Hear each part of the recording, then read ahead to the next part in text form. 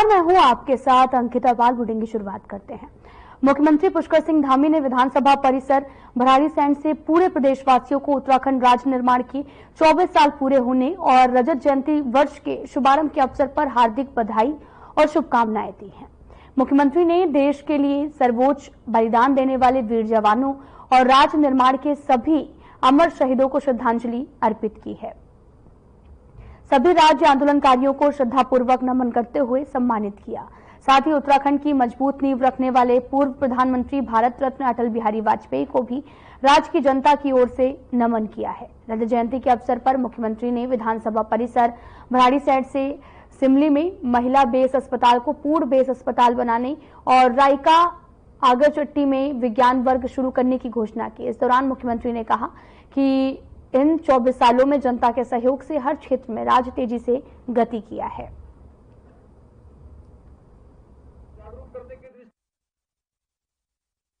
हमारा राज्य 25वें वर्ष में प्रवेश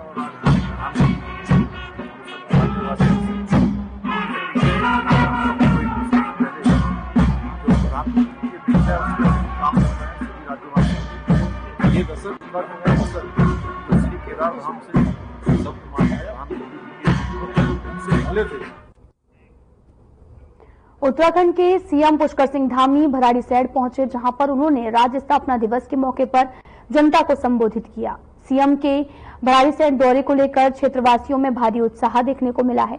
इसी के साथ सीएम पुष्कर सिंह धामी ने क्षेत्र के लिए कई घोषणाओं का ऐलान भी किया।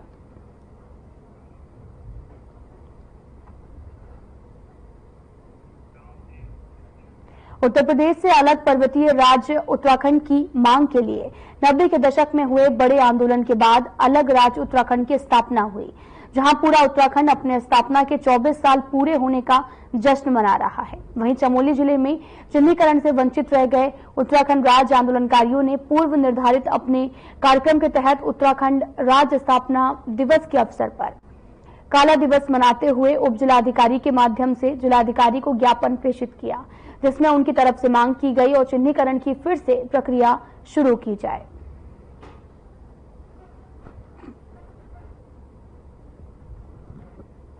उत्तराखंड आंदोलनकारी हूँ, परंतु घोषित नहीं। मैं चिन्हीकरण प्रक्रिया से छूट गया। जब 94 में उत्तराखंड आंदोलन चला था, मैं उसमें छात्र संगठन में था कनिपार में। तो हमने छात्रों के एक समूह बनाकर पूरे पिंडर घाटे में हमने उत्तराखंड आंदोलन का अलग जगाया। तब से हम आज तक दर बदर भटक रहे हैं, परंतु हम आज भी हम चिन्हीकरण प्रक्रिया से बाहर है, जबकि हमारा पूरा दस्तावेज डीएम कार्यालय चमोली में जमा है। 2017 से हम लगातार, कभी इन्होंने कहा लेखपाल के द्वारा हमारी जांच की, उन्होंने रिपोर्ट दी, कभी इन्होंने एग्जाम के माध्यम से हमारी जांच रिपोर्ट दी। हम आंदोलनकारी के रूप में उस समय अपनी बसों में मुजफ्फरनगर आंदोलन में गए थे, जिसमें हमारी बसों का भारी नुकसान हुआ। हमारे सारी बसों की शीशे टूट दिए उन्होंने, पुलिस वालों ने। और उसके बाद जो है हमारी बसें कम से कम 15 दिन खड़ी रही। जो है उत्तराखंड अलग राज्य की मना रहे हैं बड़ा हर्षोल्लास के साथ, लेकिन जिन लोगों के बदौलत ये उत्तराखंड राज्य, जिन्होंने 2 अक्टूबर 1994 को अपनी आन बान शान सब त्याग करके जिन्होंने इस राज्य की कल्पना के लिए आंदोलन किया था, वो आज मायूस हैं। कई उत्तराखंड आंदोलनकारी चिन्हीकरण के लिए, मान सम्मान के लिए छूट गए हैं। एक तरफ अलग राज्य बनने की खुशी है, तो दूसरी तरफ छूटे हुए आंदोलनकारी अपने को चिन्हीकरण न किए जाने की स्थिति में बहुत मायूस हुए हैं। जबकि शासन प्रशासन द्वारा कई बार उनसे कई प्रमाण पत्र मांगे गए थे, जो जिलाधिकारी चमोली के कार्यालय में लंबित हैं। आंदोलन में सक्रिय रूप से भूमिका निभाने वाले हम आंदोलनकारी छूट गए हैं चिन्हीकरण से। तो हमारा आज जो 9 नवंबर को स्थापना दिवस है, इसको हमने काले दिवस के रूप में मनाने का निर्णय लिया था। उसी के तहत हम सारे जो छूटे हुए सक्रिय राज्य आंदोलनकारी हैं इकट्ठा हुए हैं और तहसील के माध्यम से हम विरोध दिवस मनाते हुए ज्ञापन प्रेषित कर रहे हैं कि अविलंब शासन प्रशासन और धामी सरकार हमारे चिन्हीकरण करे। हमने राज्य आंदोलन में डंडे खाए हैं, गन्ने के खेतों में रात को रहे हैं, कई यातनाएं बीती, हमारे कई बसों के मालिक जिनकी बसें टूटी वो बेचारे आज वैसे ही पड़े हुए हैं। सारे आंदोलनकारी जिन्होंने सक्रिय रूप से आंदोलन में भागीदारी निभाई। 1994 में राज्य आंदोलन की जो मांग हुई, इसमें मेरे पिताजी जो है ब्लॉक अध्यक्ष थे, उनके नेतृत्व में पूरा वो संघर्ष चल रहा था और हमने भी उसमें बढ़ चढ़ कर भाग लिया। यहाँ पर कई गाड़ियाँ जो है मुजफ्फरनगर के लिए गई और वहाँ पे जो है हमारे आंदोलनकारी के सब बर्बर कांड हुए। उत्तराखंड आंदोलनकारी के जो है उनको तुरंत चिन्हित किया जाए और जिन लोगों की बदौलत आज इतनी सरकारें आई और गई, वो लोग जो हैं आप वंचित क्यों हैं? जिन लोगों की बदौलत जो है ये राज्य बना है, उन्हीं लोगों को आज जो है ये साबित करना पड़ रहा है कि हम जो है उत्तराखंड आंदोलनकारी है। तो बड़े अफसोस की बात है। हरिद्वार वन विभाग ने अवैध रूप से खैर के पेड़ काटने वाले तस्करों के एक बड़े गिरोह का भंडाफोड़ किया है। वन विभाग को बीते कुछ दिनों से सूचना मिल रही थी कि पथरी रेंज सहित कई क्षेत्रों में खैर के हरे भरे पेड़ों को अवैध रूप से काटा जा रहा है और इस पर कार्रवाई करते हुए वन विभाग ने एक विशेष टीम का गठन किया और छापेमारी अभियान चलाया है और आरोपियों के कब्जे से खैर की लकड़ियों के 32 नग बरामद किए गए। साथ ही पेड़ काटने के औजार भी जब्त हुए हैं।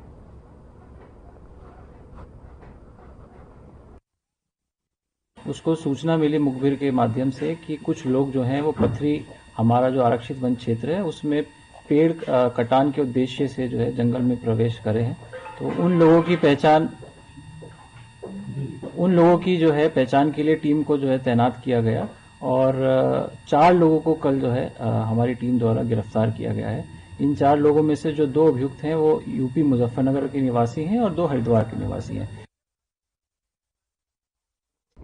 रानीपुर पुलिस और सीआईयू की टीम ने हरिद्वार में 2 पहिया वाहन चोरी की घटनाओं का खुलासा करते हुए एक शातिर अपराधी को गिरफ्तार किया है। आरोपी की निशानदेही पर कई स्थानों से चोरी हुई कुल 13 मोटरसाइकिल बरामद हुई हैं। अपराधियों का नाम विकास कुमार है जो मुजफ्फरनगर जिले का रहने वाला है। वहीं इस मामले को लेकर वरिष्ठ पुलिस अधीक्षक प्रमेश सिंह डोभाल ने बताया कि लगातार हो रही बाइक चोरी की घटनाओं पर रोक लगाने के लिए विशेष टीमों का गठन किया गया था, जिसमें पुलिस को ये सफलता मिली है।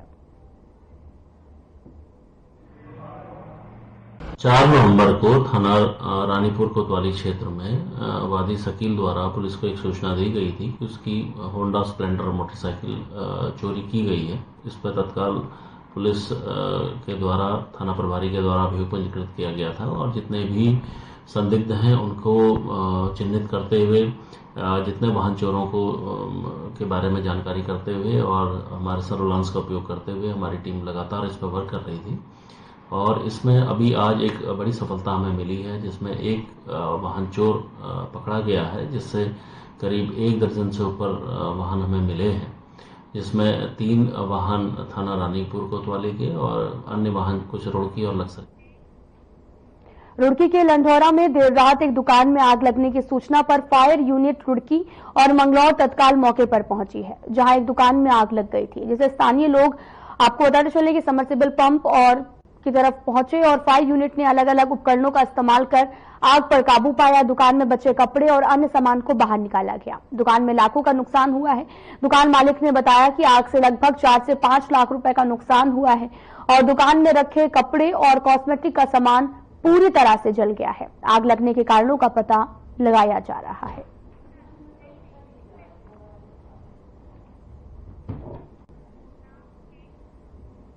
फिलहाल यहां रुकते हैं एक छोटे से ब्रेक के लिए।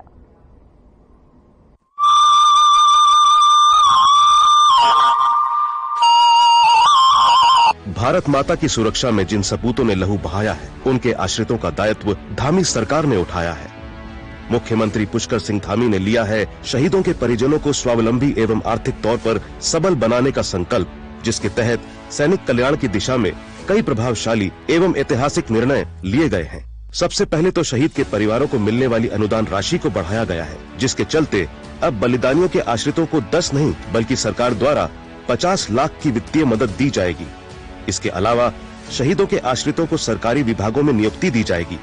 यही नहीं, सरकारी नौकरी के लिए आवेदन करने की समय सीमा को भी 2 साल से बढ़ाकर 5 साल किया गया है। मैं किरण रतूड़ी, शहीद श्री राकेश चंद्र रतूड़ी जी की पुत्री, मुख्यमंत्री श्री पुष्कर सिंह धामी जी का आभार व्यक्त करती हूँ, क्योंकि उनकी सरकार ने कहीं पर भी हमें अकेला नहीं पड़ने दिया। उनकी सरकार द्वारा हमें पूरा सहयोग दिया गया, व सम्मान दिया गया। इतना ही नहीं, उत्तराखंड में देश के पहले सैन्य धाम का निर्माण भी करवाया जा रहा है। साथ ही किया जा रहा है अग्निवीरों के लिए सरकारी सेवाओं में आरक्षण की व्यवस्था का प्रावधान।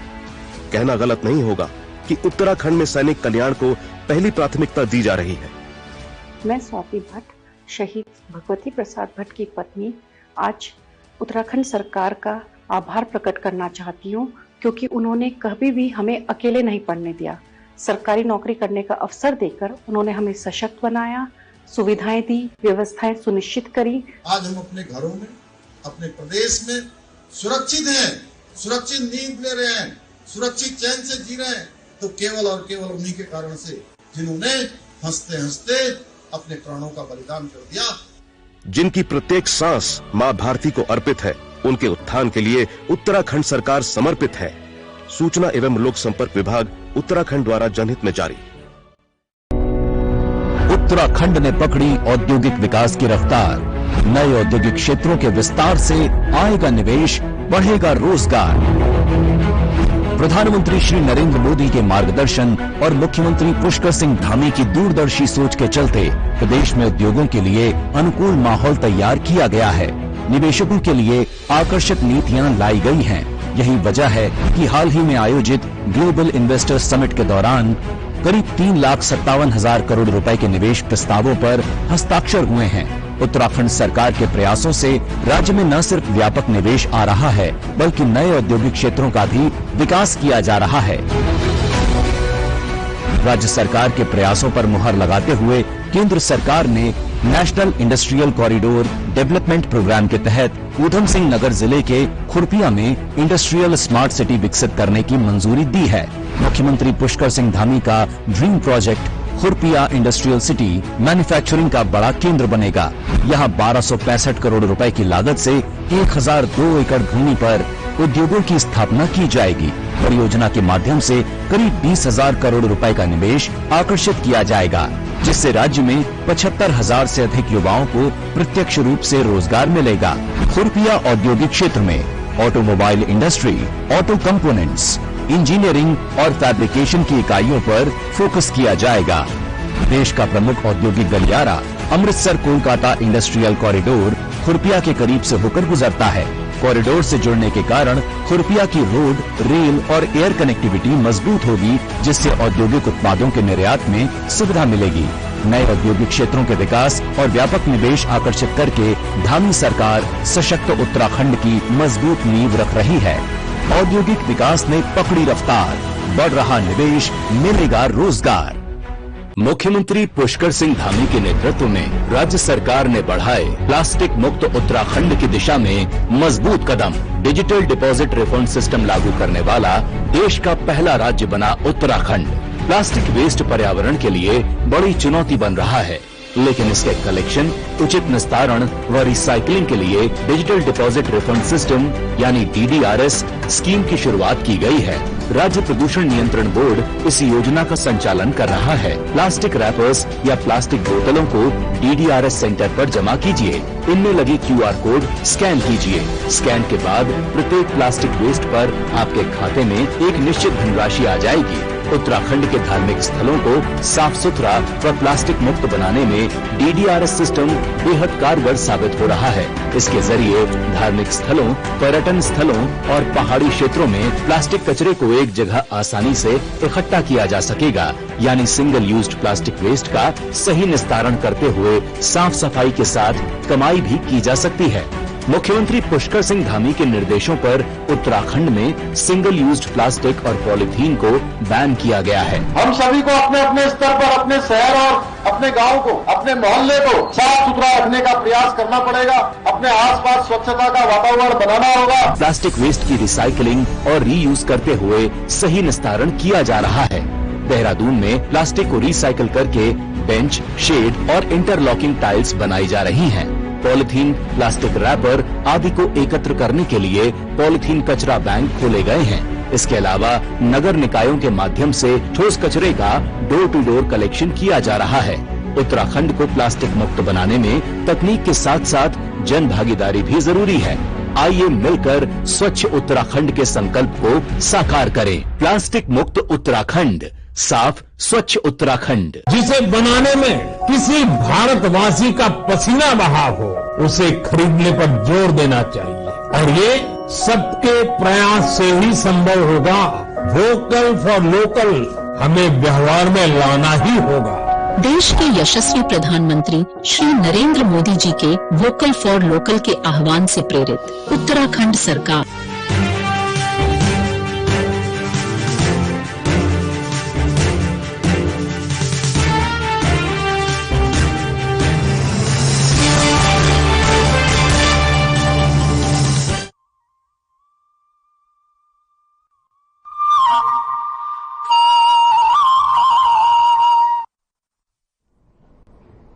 के बाद स्वागत है आप सभी का। तो सीधा आपको लिए चलते हैं गैरसैंण, जहां पर 25वां उत्तराखंड राज्य स्थापना दिवस का अवसर जो है वो आयोजन यहां पर किया गया, जिसको लेकर देवभूमि रजत उत्सव आयोजित हुआ है।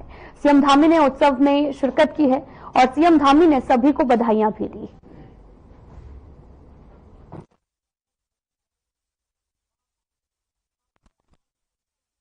तीन 349 प्रस्तावों के जीओ जारी कर दिए हैं। अब तक शासनादेश जारी हो गए। आने वाले समय में जो बचे हुए शासनादेश हैं उन सभी को हम जारी करेंगे। आज भी विभिन्न विधानसभा क्षेत्रों के लगभग 85 प्रस्तावों के शासनादेश जारी किए जा रहे हैं। इस प्रकार विकास प्रस्तावों में केवल भारतीय जनता पार्टी के विधायकों के प्रस्तावों को ही नई स्वीकृतियां मिली है, बल्कि राज्य के समस्त क्षेत्र में समान रूप से विकास का हमारा लक्ष्य है, जिस कारण गैर भाजपा विधायकों की भी लगभग 136 प्रस्तावों को हमारी सरकार द्वारा स्वीकृति प्रदान की गई है। भाइयों बहनों, प्रदेश में सुख शांति और सुशासन और समग्र विकास सुनिश्चित करने के उद्देश्य से हमारी सरकार द्वारा किए जा रहे इन अभूतपूर्व प्रयासों के कारण एक सकारात्मक जो परिणाम है वह भी हमारे सामने आ रहे हैं। मुझे आप सबको यह बताते हुए खुशी हो रही है कि इस वर्ष नीति आयोग द्वारा सतत विकास के लक्ष्यों को, इंडेक्स को प्राप्त करने में उत्तराखंड को पूरे देश में पहला स्थान प्राप्त हुआ है। इतना ही नहीं, हमारे प्रदेश को ईज ऑफ डूइंग बिजनेस में अचीवर्स और तथा स्टार्टअप्स रैंकिंग में लीडर्स की श्रेणी प्राप्त हुई है। आज हमारा राज्य युवाओं को रोजगार देने की दृष्टि से भी अग्रणी राज्य बनकर उभरा है और एक वर्ष के भीतर बेरोजगारी दर में रिकॉर्ड 4.4% कमी लाकर राष्ट्रीय औसत को भी पीछे छोड़ दिया है। आज खेल के क्षेत्र में भी उत्तराखंड लगातार आगे बढ़ रहा है। हमारे राज्य में इस वर्ष 38वें नेशनल गेम्स और विंटर नेशनल गेम्स आयोजित होने जा रहे हैं, जिसके लिए हम पूरी तरह से तैयार हैं।